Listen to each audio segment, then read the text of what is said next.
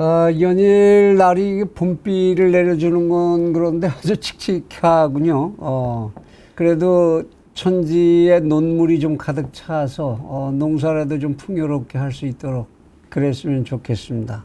채널 24K 하석영의 단도직입. 오늘은 좀 떠날 때는 좀 말없이 좀 떠나라. 유행가 가사만도 못하게 이렇게 그러냐. 이 얘기를 좀 해야 할 것 같습니다.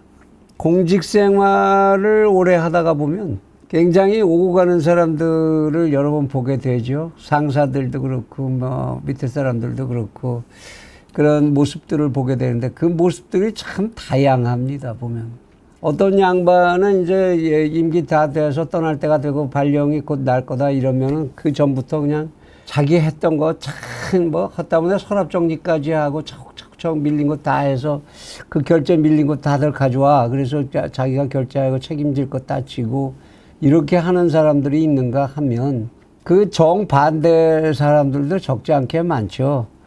그때부터 이제 이 자리에 있을 때 내가 챙겨야 할 거 못 챙긴 게 뭐 있나. 그거부터 따져서 그거 어떻게 됐어. 그거 빨리 그만 내가 결제하게 그냥 해. 이래서 이제 챙길 거부터 자기 이 챙길 것부터 챙기는 솔직히 그런 사람들도 적지 않이 많이 있죠. 그리고 대개 공직자들 사이에서는 제가 근무할 때까지만 해도 서로 임기를 주고받고 임계 인수할 때 그 모습들이 자기가 해야 되는 어떤 행정행위가 뒷사람에게 더 많이 이제 영향을 끼치거나 그 사람의 결정권을 필요로 할 때 이런 것들은 가급적이면은 자기가 쐐기를 받거나 이러려는 그런 결제 행위를 하거나 이러지는 않죠. 그리고 자기가 책임져야 할 부분인데 아직까지 매듭이 지어지지 않았을 때에는 어떻게 해서든지 빨리 매듭을 짓고 자기 책임을 분명히 하고 가고 이거를 공직자들 사이에서 미덕으로 했었던 겁니다. 그런데 언제부턴가 이게 우리 사회에 그냥 알박기 무슨 이런 이상한 말들이 생겨나서 뒷사람이 와갖고 어떻게 할 수가 없게 만들고 예산도 그냥 미리 자기가 쓸 거 그냥 다 써버려갖고 뒷사람이 와갖고는 가용 예산이 한 푼도 없게 만들고 이런 짓들이 우리 사회에 만연하는 거 이거 참 정말 바람직하지 않고 공익의 손실인데 이런 행위가 이번 이제 대통령 선거 끝나고 이제 대통령직을 임계 인수하는 이 과정에서까지도 그런 일들이 벌어지는 것 아닌가 이런 걱정이 드는 모습입니다. 어차피 이제 선거는 끝났고 권력의 향배는 이미 다 정해진 거라면 넘겨주는 사람이나 넘겨받는 사람이나 그냥 우리 한번 만나서 이런저런 구애받는 얘기 없이 하고 싶은 얘기 서로 주고받아 봅시다. 그리고 차나 한 잔 같이 합시다. 이런 얘기 하는 게 그렇게 어려울 일 같이 보이지도 않는데 이 속에서 무슨 무슨 조건이 붙어서 되니 안 되니 이러고 이런 얘기들이 나오는 거예요. 그런 속에서 또 이 사회에서는 통합을 해라, 소통을 해라. 앞으로 세상은 통합하고 소통해야 된다. 이거 같이 차 한잔 마시면서 얘기하는 것도 권력끼리 안 되는 사이에 무슨 그런 얘기가 나올 수 있는 건지. 이 사회가 어디쯤에서 참 중심 못 잡고 방황하고 있는 건지를 단면적으로 보여주는 그런 현상이 아닌가 싶습니다. 물론 이제 떠날 때가 된 입장에서는 잘못한 게 많았다면은 칼날을 잡은 느낌일 테고 넘겨받는 입장에서는 분명히 정리할 거 정리하지 않으면 안 되는 그런 과거의 모순이나 불법이나 부당행위에 관한 문제가 있다 싶으면 칼자루 잡은 기분이 되기는 하겠죠. 그런데 이렇게 권력이 교체되는 과정에서 이러한 현상은 인류의 역사 전체를 통틀어서 예외가 있을 수가 없습니다. 권력이라는 건 원래 주는 자는 아쉬운 거고 받는 자는 그 최대한으로 그 권력을 강화하고 싶은 거고 그런 거니까 말이죠. 그리고 넘겨받는 쪽에서야 당연하게 요구하게 되는 게 당연할 거 아닙니까? 우리가 넘겨받아서 일하기 어려운 조건은 만들지 말아달라. 이러한 조건을 요구하게 될 거는 권력을 넘겨받는 입장에서는 언제 어느 나라의 어느 시대라도 똑같은 현상일 거라고 생각을 하게 됩니다. 그러고 보면 떠나는 쪽에서 아무리 꼬리표를 많이 달고 이런 저건 해서 이거 넘겨받아라 뭐 이거는 이렇게 좀 덮어줘라 뭐 이런 얘기 많이 조건을 달아봤자 꼬리표가 많이 붙으면 붙을수록 무언가 넘겨주는 권력 속에 그냥 넘어가기는 어려운 일들이 많은 거 아니냐 이런 짐작을 하게 만드는 것밖에 안 되는 거지요. 더욱이 지금 우리 상황 같아서 지금 대통령이 된 사람이 누굽니까? 현 정권에서 검찰총장 하다가 그 검찰총장을 정말로 못 견디는 압박 때문에 집어던지고 나와서 대통령이 된 사람 아닙니까? 그래 그 검찰개혁이라는 명분에 참 엄청나게 시달려봤고 몇몇 법무부 장관하고 부딪히고 이래본 사람인데 그리고 그 속에서 그들이 왜 이렇게 나를 내쫓으려고 했는지 그거를 빤히 다 아는 사람인데 무엇을 덮어버리고 그 보자기 속에 감추고 싶어 했던 건지를 이미 알 만큼 다 알고 있는 사람이고 그리고 그 자신뿐만 아니라 세상이 무슨 일들이 있었는지를 다 기억하고 있고 그들이 덮고 싶어 했던 사건이 무엇인지 그거 다 알고 있는 상황인데 대명천지하에서 일어나는 이런 권력의 교체에 이제 와서 새삼스럽게 뭐 그렇게 조건 달고 껄끄럽게 그런 모습을 보여야 할 게 있는 것인지 참 딱하다. 바라보기가 참 딱하다 싶은 생각이 듭니다. 무엇보다도 이런 때 이제 국민의 입장에서 생각하게 되는 게 이렇게 한 나라의 권력이라는 것이 어느 한 정당의 소유물이거나 어떤 개인의 소유물이거나 이것이 아닌 그런 국가의 권력이 서로 인계인수되는 그런 과정이 이렇게 무사공정하지 못하고 껄끄럽고 감정적인 대립 속에서 이렇게 이루어진다면 무언가 그 속에서는 반드시 국익의 손실이 일어나게 되지 않겠느냐. 국민들이 꼭 알아야 할 것, 국민들이 꼭 확보해야 할 어떤 정보, 지식 이런 것들이 다 손상될 수도 있는 것 아니겠느냐. 그래서 발생하게 되는 공익상의 폐해를 그걸 국민들 입장에서는 걱정하지 않을 수가 없는 거죠. 물론 이번 20대 대한민국 대통령의 권력 교체는 정말로 유난했습니다. 전 세계적으로 주목을 받았고 정말 아름답지 못한 소리들을 들었죠.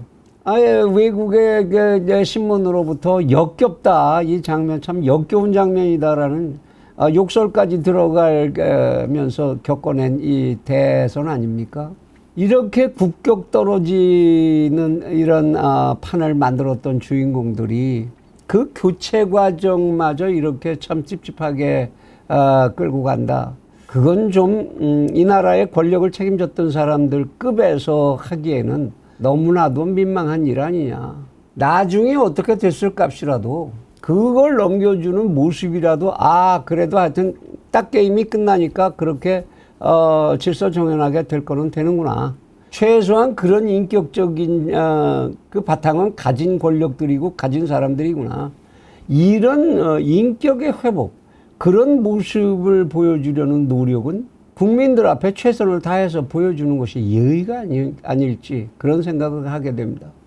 그리고 어차피 이 대통령직의 인계인수라는 건 대한민국 국법이 그 절차를 명백하게 정하고 있습니다. 그 길을 가면 됩니다. 뭐 거기서 감정 얘기하고 무슨 부탁하고 주고받고 이런 얘기 하기 싫다면 법률적으로만 깔끔하게 진행을 해주면 그렇게만 해줘도 어느 정도 자신들의 채모를 회복시키는 그런 모습은 보여줄 수 있는 거 아닐까 싶습니다. 그래서 한번 우리 독자들께서 일별해 보시라고 대통령직 인수에 관한 법률 이거를 한번 이제 띄워드려 봅니다. 이 제1조에 보시면 이 법은 대통령 당선인으로서의 지위와 권한을 명확하게 하고 대통령직 인수를 원활하게 하는 데 필요한 사항을 규정함으로써 국정 운영의 계속성과 안정성을 도모함을 목적으로 한다. 이 법률이 가장 강조하고 있는 부분이 바로 이거죠. 한 나라의 국정은 그 운영의 계속성과 안정성이 보장되어야 한다는 겁니다. 그 속에 감정이나 패거리의 이익이나 이런 것들이 개입해서 이것을 왜곡해서는 안 된다는 거죠. 제3조에 보면 대통령 당선인의 지위와 권한이 나오는데 대통령 당선인은 대통령 당선인으로 결정된 때부터 대통령 임기 시작일 전날까지 그 지위를 갖는다. 대통령 당선인은 이 법에서 정하는 바에 따라 대통령직 인수를 위하여 필요한 권한을 갖는다. 제4조에 보면 대통령 당선인과 그 배우자에 대하여는 배우자까지를 정하고 있습니다. 다음 각호에 따른 예우를 할 수 있다. 1. 대통령 당선인에 대한 교통, 통신 및 사무실 제공 등의 지원. 2. 대통령 당선인과 그 배우자에 대한 진료. 3. 그 밖에 대통령 당선인에 대하여 필요한 예우. 그리고 요즘 시끄러웠던 이제 국무총리 후보자의 지명 등에 관해서도 정하고 있는데요.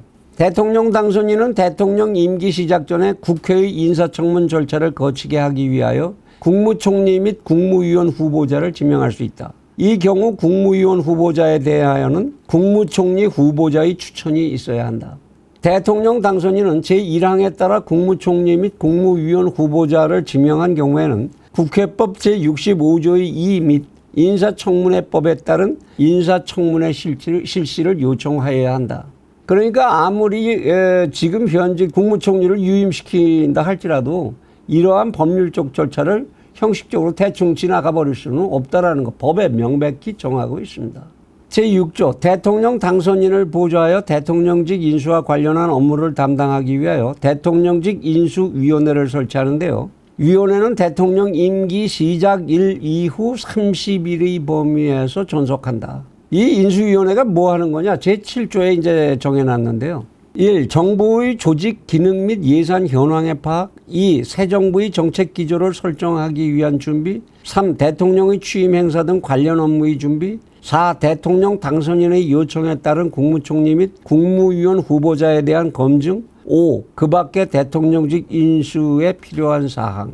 이렇게 되니까 대통령직 인수위는 사실 대통령이 새로이 임기를 출발하기 직전까지 사실상의 대통령의 업무, 그 업무에 관한 것을 준비하기 위한 일체를 할 수 있기 때문에 대통령의 권한에 준한 권한을 행사할 수가 있는 거죠. 제12조에 보면 위원회 활동에 정부기관은 전부 협조를 원활하게 해야 되는데요. 그거를 원활하게 운영될 수 있도록 업무 지원을 하는 주관 부서는 행정안전부 장관으로 돼 있습니다. 그리고 이제 기타 관계기관의 장은 위원회의 효율적인 운영을 위하여 자료, 정보 또는 의견의 제출, 예산의 확보 등 필요한 협조를 하여야 한다라고 해서 의무 규정으로 박아놓고 있습니다. 현직 대통령의 권한이기 때문에 당신들은 거기에 대해서 발언하면 안 돼. 이런 얘기 할 수 없는 법률적 근거가 있는 거죠. 그리고 제16조에 보시면은 이렇게 활동한 위원회는 위원회의 활동 경과 및 예산 사용 명세를 백서로 정리를 해서 위원회의 활동이 끝난 후 30일 이내에 공개하여야 한다라고 해서 공개를 의무화하고 있습니다. 그래서 이걸 감추고 뭐 어떻게 대충 이렇게 넘어가고 이럴 수가 없는 그러한 업무가 대통령직의 업무의 인계인수 과정이라는 것. 이거를 좀 명백히 서로 쌍방이 인식했으면 좋겠습니다. 내가 인수받을 때는 그렇게 안 하면은 그냥 뭐 내가 권력 잡아서 어떻게 족을 칠 것 같이 그 난리를 치고 내가 넘겨줄 때는 이 핑계 저 핑계 그게 안 되고 이러면 안 되는 거죠.